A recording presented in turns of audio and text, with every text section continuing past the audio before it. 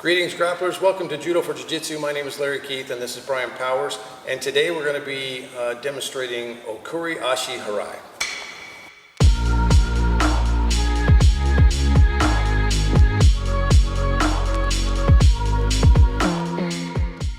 Okuri-ashi-harai, or sliding foot sweep, is a very dynamic and very beautiful throw when executed correctly.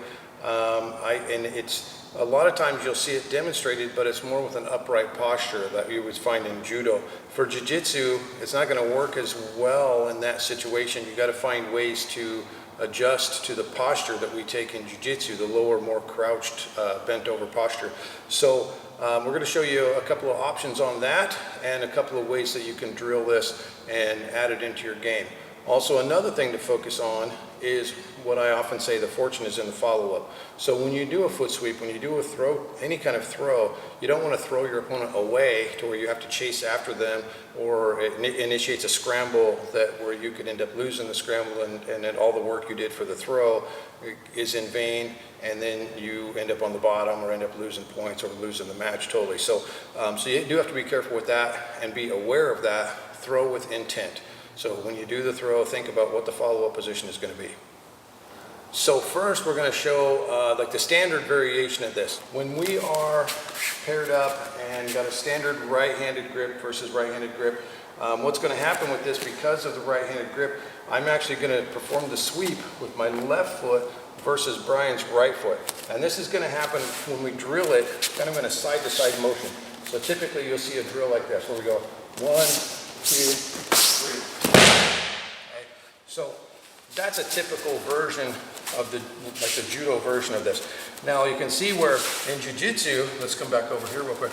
In Jiu-jitsu, if we have this lower, more crouched posture, this guy's not going to shuffle step with me like that. It's not going to be so easy to do. So I have to find a different way to set this up. So another method that we practice, would stand back up. Another method that we practice is more of a circular motion, okay? So with the circular motion, I might step and pull Brian so he has to take a bit of a circle step. Now this can happen with me pulling him this direction, or it can happen with me stepping in and pulling him, right, to catch the sweep. So I typically like to pull them. So if we're here, I pull, and catch the sweep, okay?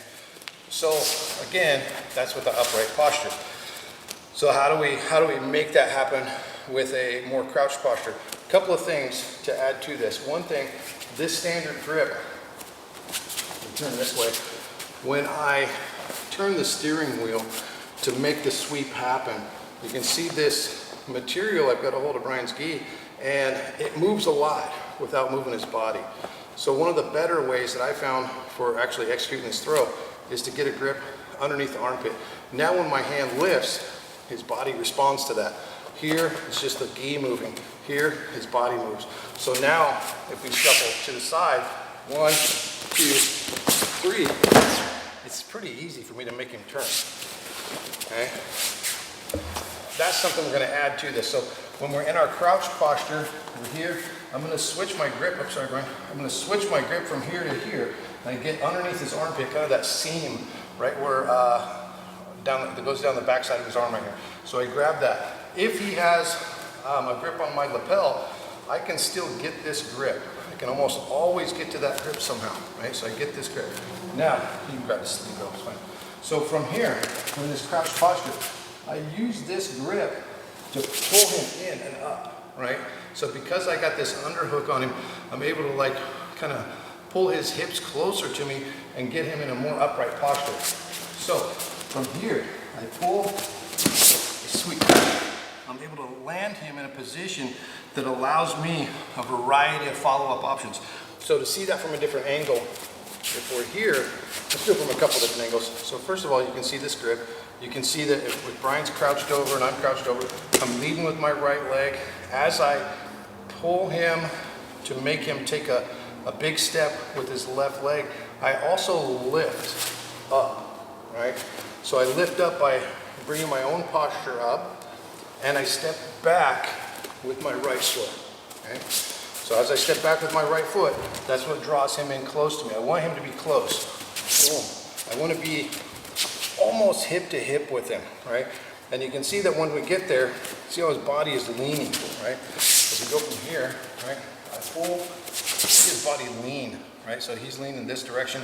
His foot is wanting to continue going that way. All I do is add to it, right? So let's go this way. So from here, right, you can see we're in this posture. I pull, I sweep, boom, and it's here.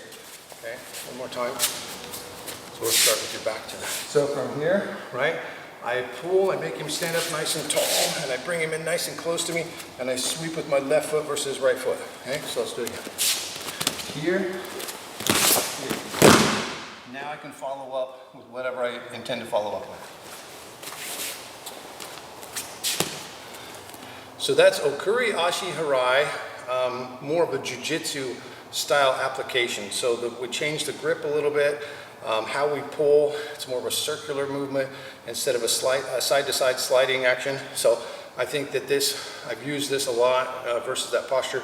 I think it's a great option for people who want to add the foot sweep into their game. If you like this video and our other videos, please be sure to give us a thumbs up and subscribe to our channel. Click on the notification tab so you don't miss any future videos. And remember that when you learn a technique, you know one technique. When you learn a concept, you know 1,000 techniques. So until the next time, we'll see you on the flip side.